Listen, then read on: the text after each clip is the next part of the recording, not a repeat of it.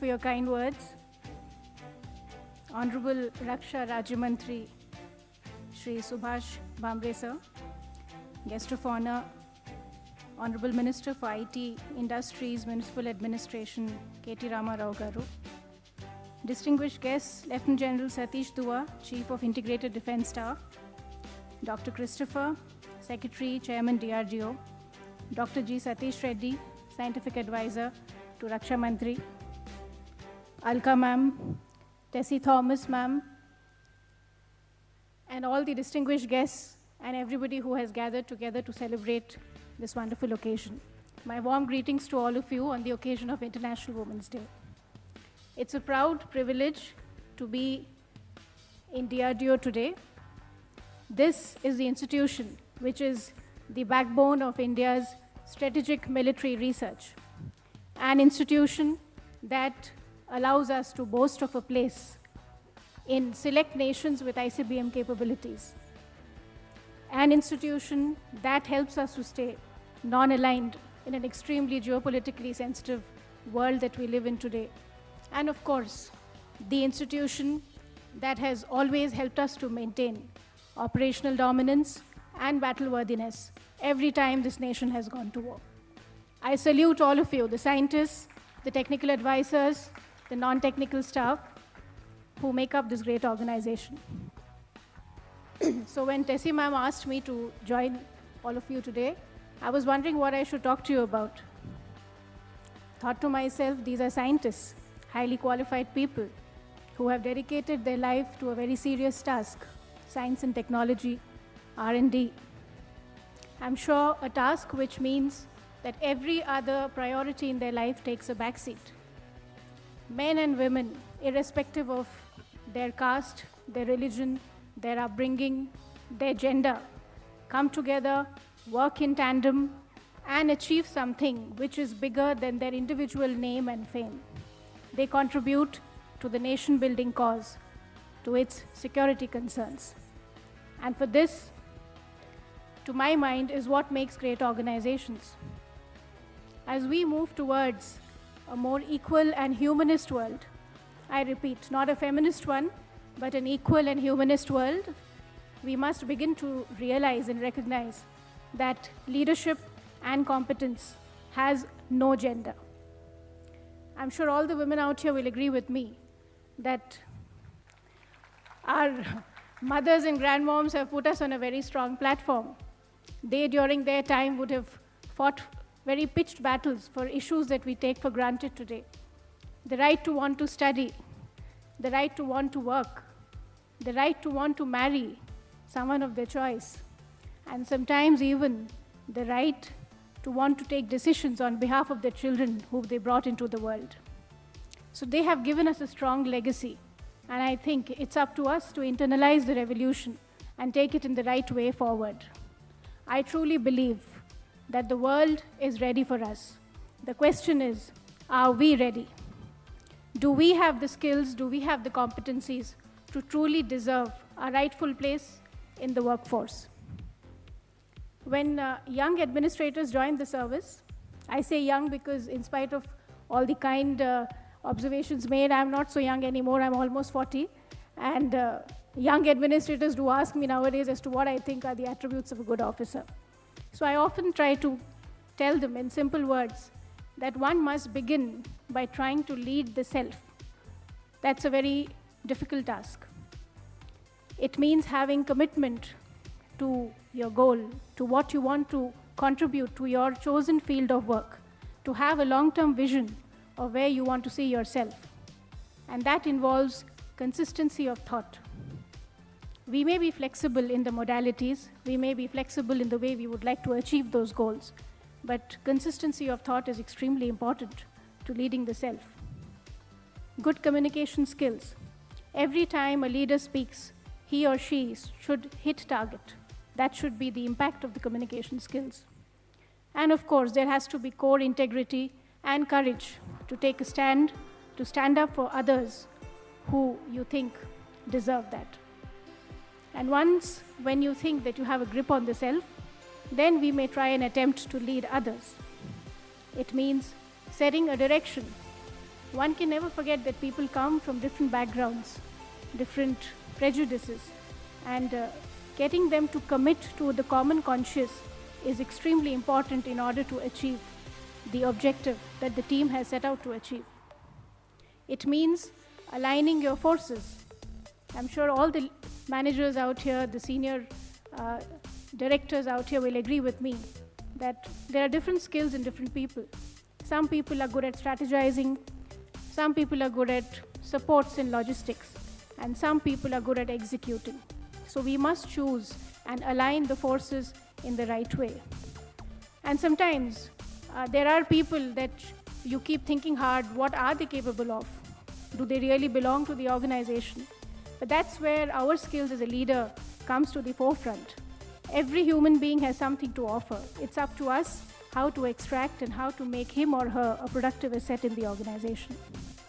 And I think beyond this, I will not try to decode leadership for you, especially in the presence of K.T. Ramarao Garu, who is a very visionary and young leader and who will, I'm sure, enlighten us more on leadership when he speaks.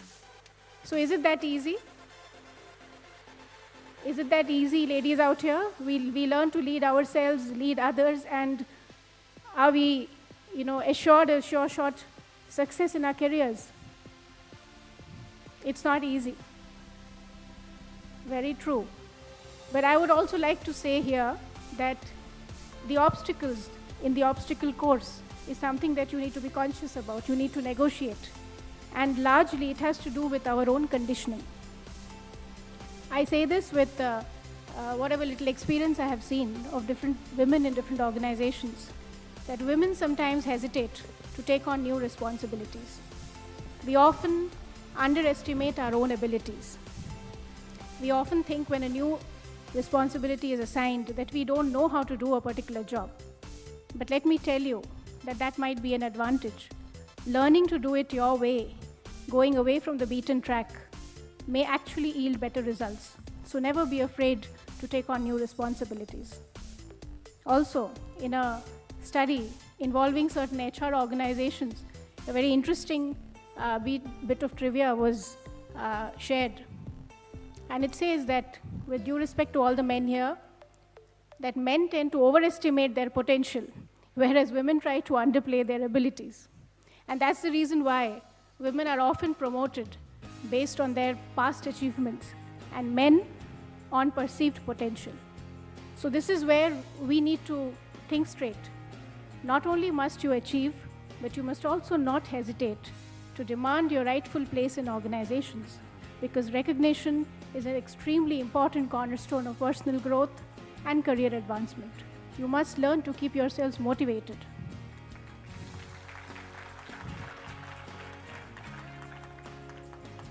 And the third obstacle, which across the world is the most challenging one. I'm sure all the ladies out here would agree with me that the biological clock and the career clock are in absolute conflict with each other.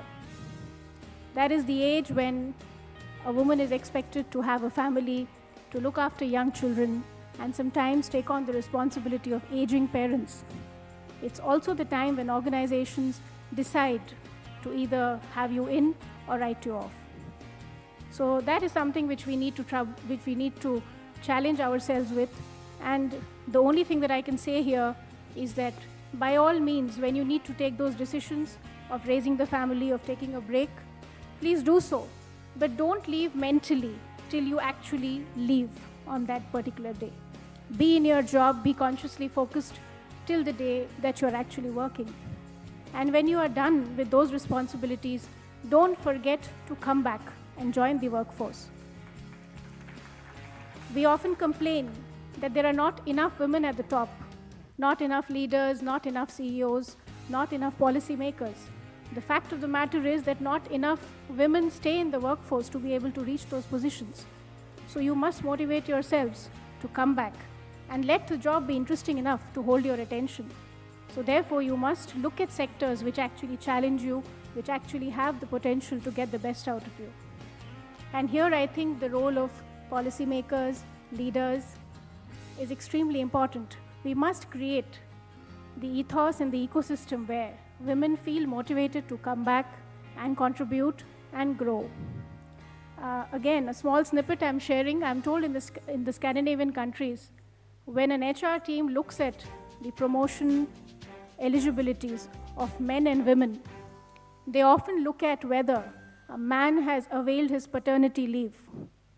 And if he hasn't, then eyebrows are raised. Well, I hope the day is not far when in India too, we have similar ecosystems in place where it is recognized and accepted that men and women have to share life's responsibilities equally, and that it should be a given. Here, in fact, I would like to share with you proudly an initiative of the Telangana government where it intends to support the livelihood loss caused to an extremely poor woman, maybe an agricultural labor, a coolie who goes to the fields and works. And the event of the time in her life when she's carrying a child, it is going to be compensated in the form of an incentive, which will be offered to her as a, you can say like a livelihood loss to support her, to allow her family to look after her, and also for the entire family to treat the childbirth as a happy event. It is going to be launched from April, and it will also cover critical events like immunization of the child, safe delivery for the mother, and other certain social indices which are extremely of concern to the world in general. So similarly, we must have better caregiving infrastructure in place in order to really create and encourage this kind of a ethos in place. Well, I think I've already overshot my time, but I'd just like to conclude saying that I'm extremely optimistic that the future is going to be a very exciting place. And in specific, it's going to be a very exciting workplace where caregiving and breadwinning will have equal respect, where a man will have the right to choose which role he wants to play without anybody questioning his manhood. And women will be represented at 50% at every level in every workforce. I hope the day is not far when we have 4,000 women scientists in DRDO as against your 7,000. I hope the day is not far when young women would want to fly the Sukhois and the Tejas, just like those bravehearts who got commissioned last year, Avani, Bhavana, Mohana, who proved to the nation that they are officers first and last, and that women have the emotional and physical stamina to lead men at war. I hope the day is not far when we have many more Tessie Thomases, a woman who doesn't believe in just breaking glass ceilings, but she blasts through them right into space. So wish you a great year ahead, and I hope that every day is a celebration of you as a woman, as a mother, as a wife, as a friend, as a professional, and most importantly, as an individual. Wish you a very happy Women's Day, and thank you for this privilege.